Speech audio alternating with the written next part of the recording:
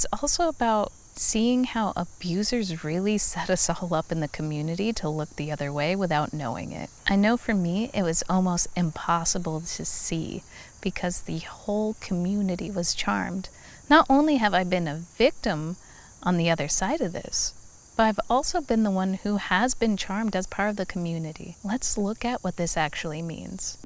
I always like to point to Larry Nassar as a perfect example because he was well loved in the medical community. He was well respected in the gymnastics community.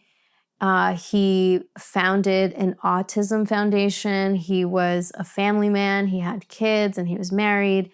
And he's not at all what people think about when you think about an offender, right? Hearing this example was really hard because I had to accept a really hard truth, and that is often offenders don't look like the monsters we imagine. They're often our neighbors, teachers, preachers, and people in the community. And that's why this conversation matters so much. And I think that there's still this misconception of what an offender looks like, and there's biases and there's misplaced ideas of who an offender can be. And so it's very easy for offenders to hide in plain sight.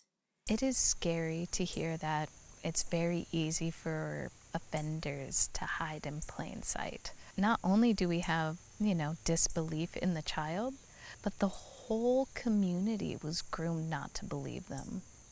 And this part really needs to change. And I think that's a big part of why so much abuse continues to happen and why victims aren't believed. So if you ever wondered why survivors aren't believed, or why abuse goes undetected for so long, it's because grooming goes beyond just one child. It shapes how a whole community can respond. Did this shift your perspective on grooming?